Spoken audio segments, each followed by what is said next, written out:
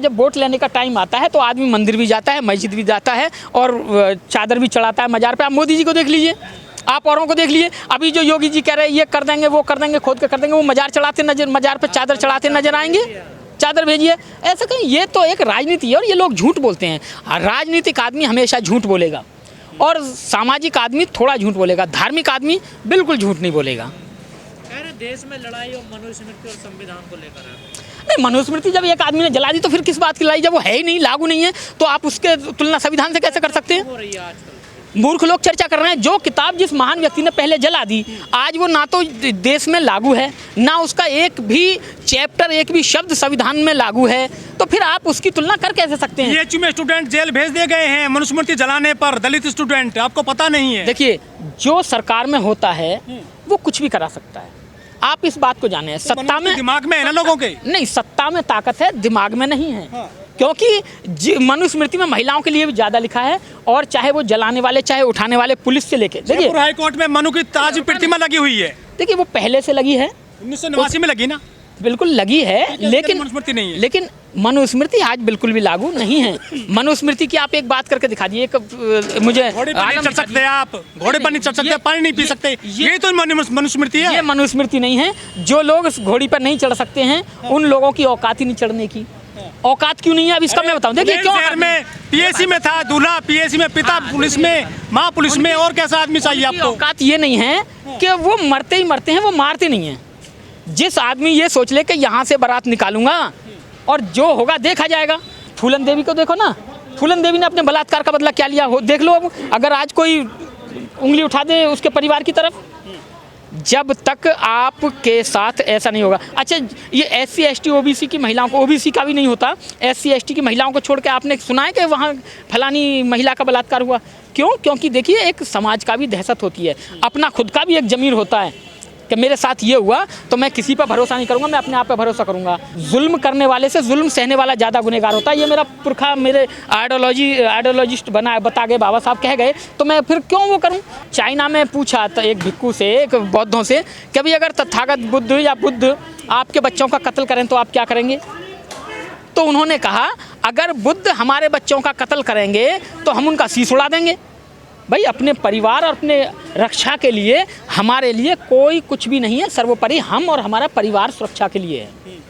तो जब वो ये कह सकते हैं तो मैं भी बुद्ध के मानने वाला आदमी हूँ, तो मैं भी ये कह सकता हूँ कि जहाँ अगर किसी जानवर ने मेरे मार दिया तो मैं जानवर के साथ ऐसा नहीं करूँगा, क्योंकि उसके अंदर बुद्धि नहीं है, उसको मैं कह दूँगा कोई नहीं।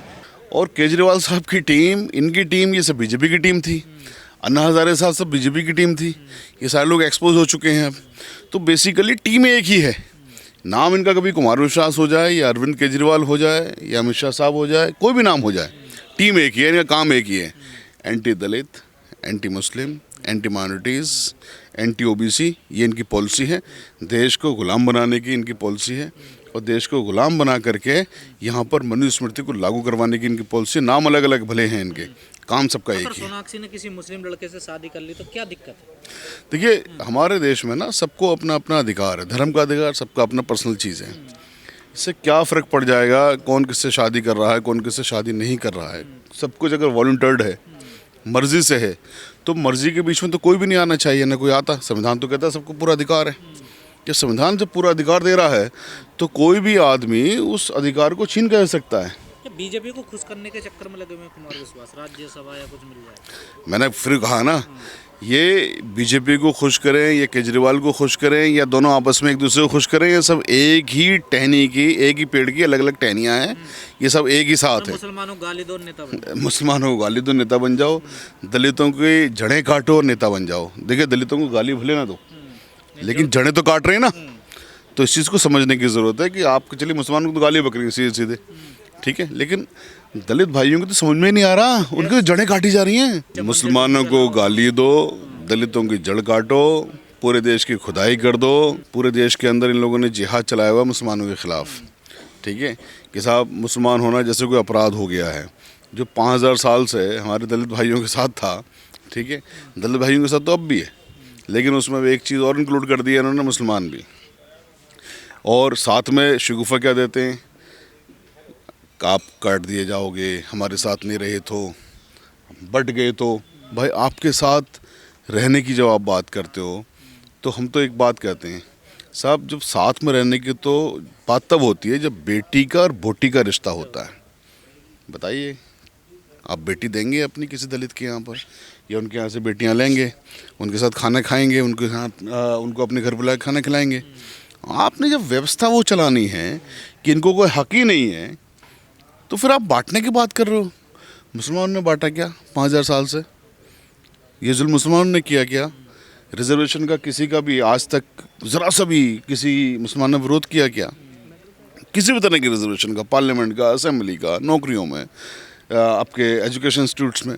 लेकिन बात क्या कहती हैं साहब, भटोगे तो कटोगे। यानी कि आप अगर मुसलमानों की हाँ में हाँ मिलाओगे या मुसलमानों के साथ खड़े होगे, उनके साथ जुल्म अगर हो रहा है, उनके आप फेवर में आवाज़ उठाओगे तो आप कट जाओगे। काटने काम तो आप करते हो, काटने काम तो आप करते हो।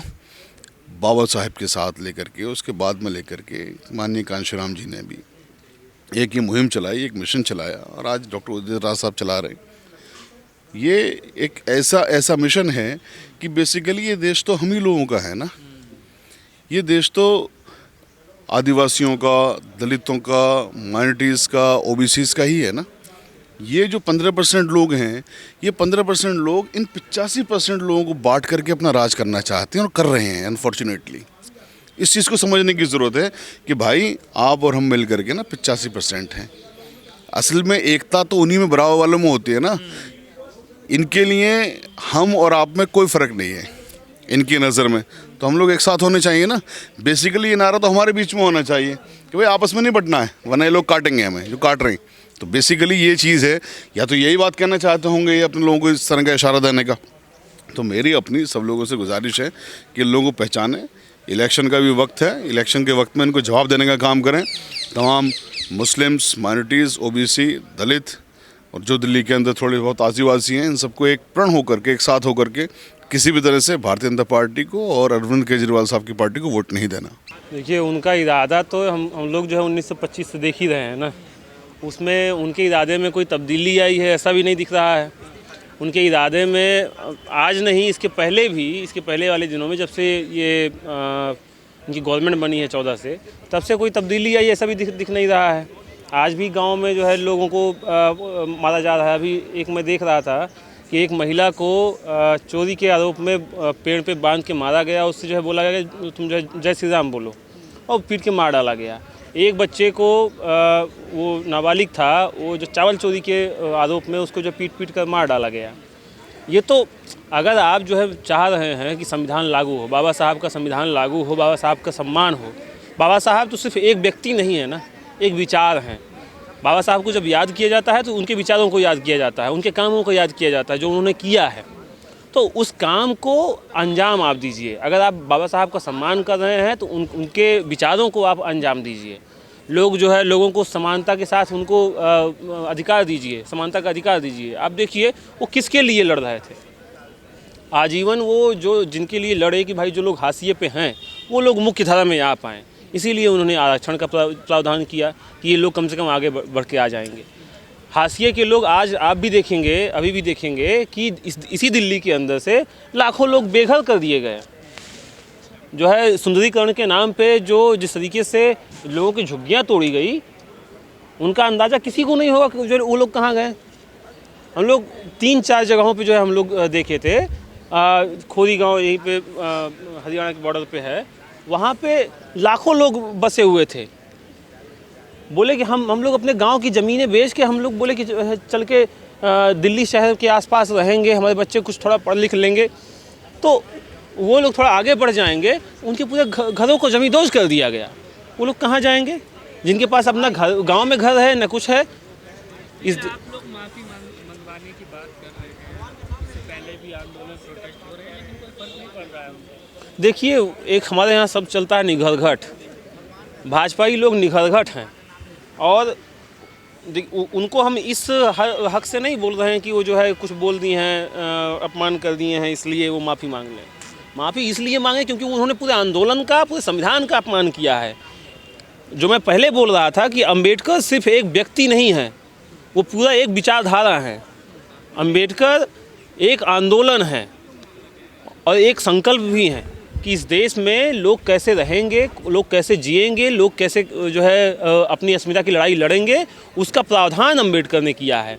और वो इस बात को जहाँ पे वो कंट्राडिक्ट कर रहे हैं, अभी इस बार जो 25 दिसंबर को मनुस्मृति जलाई गई, उसका मेन कारण ये भी था, और जो है इसको बहुत अच्छे तरीके से इसलिए जलाने का वो था कि जिस स्वर्ग नरक की जो है कल्पना भाजपा या आरएसएस के लोग कर रहे हैं, अमित शाह उसमें किए संसद में, वो कल्पना बाबा साहब का अपमान ही है। संसद के भीतर आप खड़े होकर आप मनु के जो है पूरे आइडिया को आप वहाँ पे प्रैक्टिस कर रहे हैं, ये उनका अपमान ही है। दूसरा अपमान ये कि अम्बेडकर करके आपको जो है मुक्ति मिल जाएगी, अगर इतना नाम आप भगवान के ले लिए होते आपको मुक्ति मिल जाती। भाई मैं जो है ऐसे लोगों से आज तक नहीं मिला हूँ, 30 साल के आसपास मेरी उम्र हो रही है, जो मर के स्वर्ग गए हो, जो है किसी को बताए हो जो है टेलीपैथी से कि ऐसा है कि यहाँ पे बड़ा अच्छा मामला चल रहा है, तुम भी आ जाओ, तुम भी अच्छा कर्म करो, तुम भी आ जाओगे। अगर जो है स्वर्ग कोई जा रहा होगा, देखिए स्वर्ग नरक हमको जो है इतना ही पता है कि अगर एक गरीब का बच्चा जिसके पास पैसा नहीं है, उसका मुफ्त में इलाज, उसका अच्छे से इलाज उसके परिवार का हो जा रहा है, गरीब का बच्चा यूनिवर्सिटियों तक आके पढ़ ले रहा है, अच्छी डिग्री पा ले रहा है, गरीब का बच्चा अच्छे पदों पे जो है अपनी मेहनत करके पहुंच जा रहा है, यही उसके लिए स्वर्ग है। और इसके अलावा और जो है कोई स्वर्ग नहीं चाहिए। लोग अपने हिसाब से जिस स्वर्ग की बात कर रहे हैं वो कौन सा स्वर्ग है? वो कल्पनाओं का है, जिस स्वर्ग को लेकर इस देश में धंधे चलते हैं, उस स्वर्ग के नाम पे धंधे चलाए जाते हैं। आप देखिए हर गांव चट्टी चौराहे पे आपको स्वर्ग का जो है धंधा जो है डर दिखा के कि आपको जो है उसमें फ्राई पैन में क्या नाम है कढ़ाई में तला जाएगा अगर आप ये काम करेंगे, ये सब डर दिखा के आप लोग उगाही कर रहे हैं, लोग धंधा इसको बना के रखे हैं। तो ये उसी स्वर्ग की कल्पना कर रहे हैं, उसी स्वर्ग की बात कर रहे हैं। अम्बेडकर इस देश को तर्क के रास्ते पे लेके आने की कोशिश कर रहे थे। उन्होंने संविधान बनाया ताकि जो है देश तर्क से जो है चले, जो है देश किसी जो है गढ़ी हुई कहानियों के हिसाब से ना चले, लोग खुद से समझें, लोग जो है खुद को डेवलप करें, जो है ये किसी का अंधा अनुकरण ना करें कि भाई फलाने ने बोल दिया तो हमको ही मानना पड़ेगा। लोग सोच विचार के आगे चलें। क्या कोई इस बयान के पीछे कोई मंशा है, कोई चिढ़न है बाबा साहब के नाम से? देखिए बाबा साहब के नाम से अगर आप देखिएगा तो 1925 में जो पहले ही बोला कि 1925 से ही चिढ़न है, मतलब जब से ये आरएसएस बना है, इनके जो 2-3 आइडियोलॉग जो शुरुआती रहे हैं, हेडगेवार, गोलवलकर, ये लोग जो है इनका आप देखिएगा, ये एक इनकी किताब है, हाँ, बंच ऑफ थॉट्स, उसमें देखिएगा ये हिंदुस्तान के हर एक जो है मूवमेंट को लेकर, ये हर एक व्यक्ति को लेकर, उसमें जो है कैसे हम देश को बनाना चाहते हैं, ये उनका उसमें अपना उन्होंने लिखा हुआ है। अब उससे इतर ये लोग जो है किसी चीज़ को मानना जो है चाहते नहीं हैं। ये पूरी जो है इनका जो सोर्स ऑफ ये ब्रेन है वो वहीं से आता है। मैं इसीलिए बोल रहा था कि भाई गांव चट्टियों में आज भी अम्बेडकर की मूर्तियां कौन तोड़ते हैं, किनको अम्बेडकर से ज़्यादा डर लगा रहता है। देखिए एक बात आप देखिए कि अगर जिससे हम जो है डर रहे हैं, भाजपा जिन से जो है डरती है कि ये जो है हमारे लिए भविष्य में खतरा हो सकते हैं, उनको एप्रोप्रिएट कर ले, उनका आत्मसातीकरण कर ले कि ऐसा कि आप ये हमारे हो गए, अब हम पे जो है कोई सवाल नहीं उठा सकता है। सवाल उठते रहेंगे।